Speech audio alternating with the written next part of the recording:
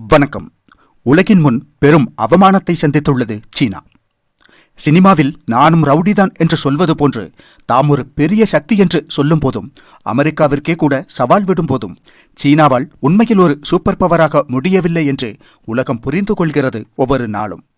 சீனா உருவாக்கிய ஒரு அணுசக்தி நீர்மூழ்கி கப்பல் விபத்துக்குள்ளாகி தகர்ந்து போயுள்ளது இவ்வாண்டின் தொடக்கத்தில். அளவில் பார்த்தால் இன்றைய நிலையில் உலகின் மிகவும் பெரிய கடற்படை சீன கடற்படைதான். 370க்கும் மேற்பட்ட போர்க்கப்பல்களை சீனா கொண்டுள்ளது. அதற்கும் மேலாக புதிய தலைமுறை அணுசக்தி நீர்மூழ்கி கப்பல்களின் கட்டுமானத்திலும் ஈடுபட்டுள்ளது சீனா.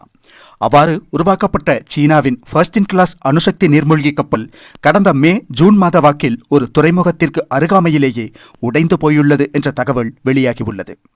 என்ன நடந்தது, எவ்வாறு தகர்ந்தது என்பது குறித்து எந்த தகவலும் வெளிப்படையாக தெரியவில்லை.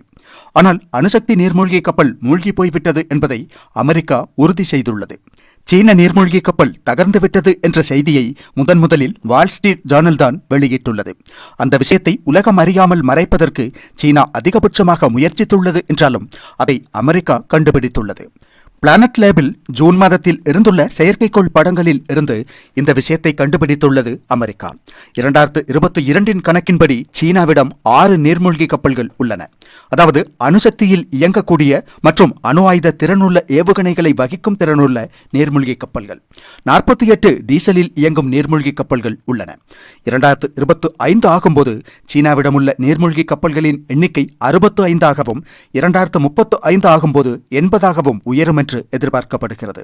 இந்நிலையில்தான் இப்போது அணுசக்தி நீர்மூழ்கி கப்பல்களை உருவாக்குவதில் சீனா தோல்வியடைந்துள்ளதா என்ற கேள்வி எழுந்துள்ளது. சமீபத்தில் இந்தியா நமது 2வது அணுசக்தி நீர்மூழ்கி கப்பலான INS அரிகட்டை படையில் சேர்த்தது. 112 மீட்டர் நீளமுள்ள நீர்மூழ்கி கப்பலில் அதிசக்தி வாய்ந்த அணுசக்தி ஏவுகணைகளுடன் சேவையில் உட்படுத்தியது இந்தியா. அணுசக்தி நீர்மூழ்கி கப்பல்களில் இருந்து ஏவ முடிந்த பல வகை அணுசக்தி ஏவுகணைகளையும் உருவாக்கியுள்ளது பாரதம். அவற்றுள் 6000 கிலோமீட்டருக்கும் அதிகமான தாக்குதல் வரம்பை கொண்டுள்ள ஏவுகணைகளும் உள்ளன. இந்தியா என்ன செய்ய நினைத்தாலும் அதை இந்தியாவிற்கு முன்னதாகவே செய்துவிட வேண்டுமென்ற எண்ணம் எப்போதுமே சீனாவிற்கு உள்ளது.